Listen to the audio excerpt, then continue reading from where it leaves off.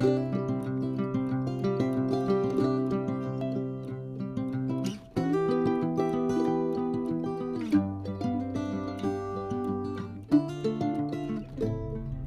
are at the entrance, or I should probably say near the entrance of Yosemite on the east side.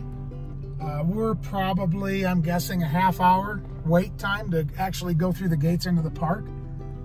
And the sad reality of the national parks these days is that we passed a sign that was the 2-hour wait mark back down the road.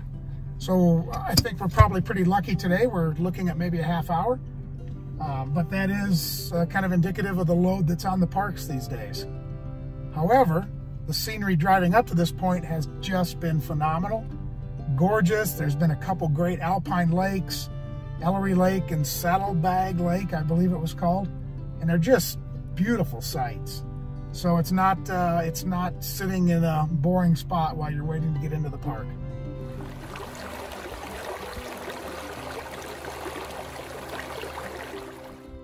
We're now in Yosemite Park. We set up camp at Tuolumne Meadows Campground, and for some weird reason we decided to hike up Lambert Dome. And as you can see from the top, it is a spectacular view. It took me a little while to catch my breath before I could really see this, but it looks great. And we've been getting some guidance from the rangers. Bears apparently are an issue, so everything has to be put in bear bags and bear storage facilities at the campsite. But it's just beautiful, 360. And wait, what did I hear? Is that grunting? Look, oh! What have we found? My nephew Ron and his wife Juliana. What a coincidence this is. Now we've met Ron and Juliana here today. We're so excited because we haven't seen them for a couple of years.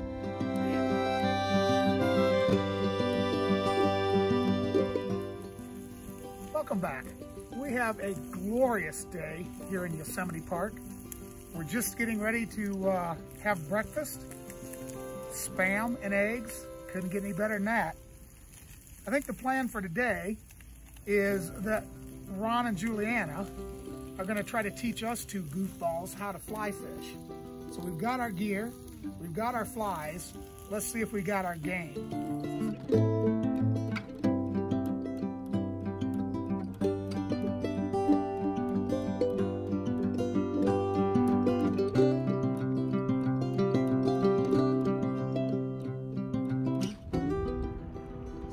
Talks about their pandemic purchase, and I guess these fly rods were ours, but we've so far not hooked ourselves in the back of the head or hit ourselves in the back, so I think we're doing okay.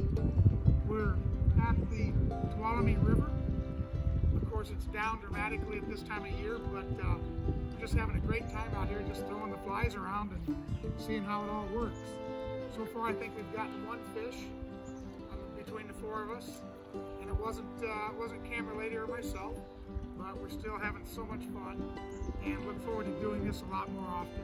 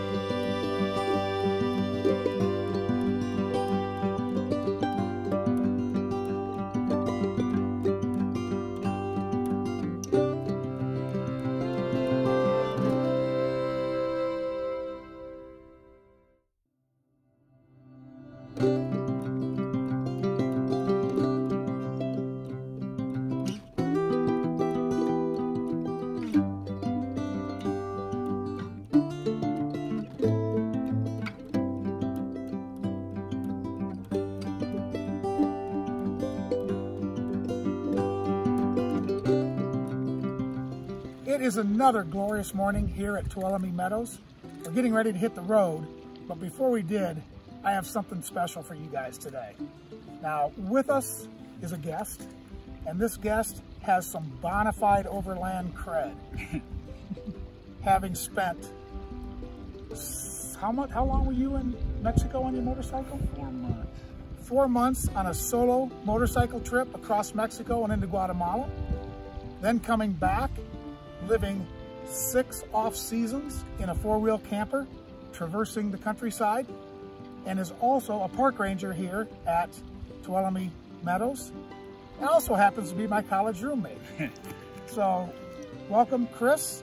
We're just going to ask a couple questions, and I think people will find this enjoyable. So first off, let's talk about your overland. Let's talk about kind of what you discovered about people and yourself, and just the whole experience of traveling and living in the trailers on the bike. Yeah, so I mean, the impetus for that trip was just some general burnout at my job, and just decided to take a big old motorcycle trip. And to be clear, this wasn't your job at that time. No, I was a teacher then. I was a high school teacher, and somehow they gave me a leave of absence. Don't ask me how I got that. But it was amazing. Like, I spoke very little Spanish, yet people were just incredibly friendly everywhere I went. You know, people were warning me, "Oh, don't go to Mexico, the cartels, blah blah blah." I was like, "Yeah, I'll go see for myself." And people were so helpful everywhere I went. I think you find that anywhere you travel. I think there's always good people. I think that's great advice. I think everybody finds that. So let's move to your current role. I think a lot of people out there, and I've been asked many times, or comments have been made, that would be such a great job. I would love to be a park ranger. What do I have to do? What do they look for? How do I get that job? So what's your experience getting the job? Getting the job, so I was a teacher before, which doesn't necessarily qualify for me for this job, but I just applied for every single Park Service job I could possibly get. Literally, I think I made 170 applications on USA Jobs, and I was going to take anything, and Yosemite called me, so that's here awesome. I am, yeah. And there's all different jobs within the Park Service, so this is just a really low-level job. So, but if you're like a botanist, a biologist, you know, there's so many different positions. Yeah. So some require an education and others don't. Right, so for sure. If you want to spend your summers in places like this, don't give up. Just be persistent, Yeah. It sounds like. And if you don't mind getting paid in sunsets. The monetary reward is not why you get taken this job. Definitely not. Oh, that's great. So the whole camping, over the last decade, I'd say, maybe even longer since the financial crisis, camping's exploded. And you can see it with campgrounds being full, the national parks being full. To new campers, I'm sure you have a unique perspective seeing people coming in and going all the time. And what advice would you give to new campers as far as maybe equipment, how to navigate the outdoors, kind of what things not to do? Sure. In national parks, just some advice from a ranger? Sure. Well, I guess what I would recommend is just doing a little bit of exploration before you get somewhere, so you have some idea of what to expect when you get there. And most important here is bears. We have bears. So I mean, in general, just think of a lot of people. I think of the animals as like a petting zoo or something, but they're wild animals. And so, like, specific to Yosemite, it's a problem. People leave food out, and then the bear comes in and gets food, and it's terrible for the bears. So I guess that's the most important thing for me, is just think of the animals as like, it's lucky that you get to see them, but don't feed them. Don't try to get really close to them, because it just affects them. So part of that is every time you come into a campsite, there's posters and signs that tell you what to do and not to do. And I guess the advice would be heed that advice. Yeah, exactly. And unfortunately, there's a list of rules that's it would take you all day to read. So maybe talk to a ranger that could tell you at least like the most important things. When I give my spiel, I just make sure that they don't leave their food out, they don't leave a fire unattended.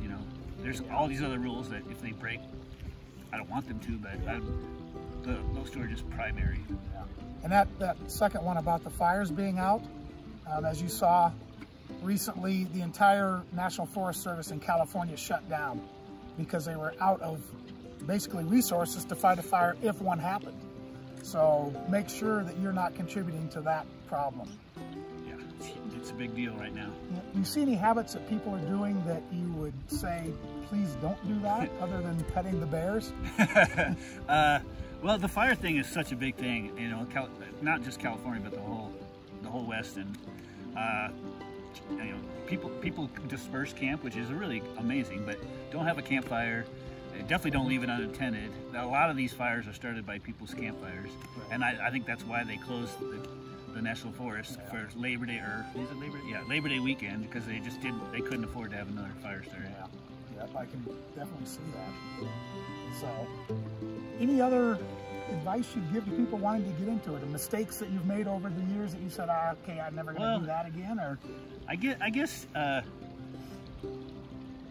mean, nature to me is therapeutic, and a lot of people have a hard time like not bringing their problems from the city or from whatever up. You know, just let yourself relax, sit, listen, enjoy the outdoors. It could be, for me, I couldn't live without it, you know? And I think it's that way for a lot of people. But people, when they first arrive, a lot of times they're just like, they want to do 47,000 different things, and you're like, just go sit by the river for half an hour. And, yeah, that's right. Yeah. So, and I think that's a really good point that Chris brought up, is when you come to a park like this, talk to the rangers and ask them, you know, what you might do, and they might steer you to some out-of-the-way place that's not the most popular place or the place that you see all the time on Instagram, but is fantastic. And you'd find that to be a much better place. Chris gave us some advice on our fly fishing trip yesterday on kind of where to go and maneuver, and on a couple hikes, and where to go to watch the sunset, and it's been just amazing. Things that you wouldn't have found otherwise. So I think that's great advice. Don't be afraid to talk to the guys that know what's going on. So thank you, Chris. Really appreciate it. Amen. It's been a pleasure. It's been great to see you. Yeah, good to see you too. Take care.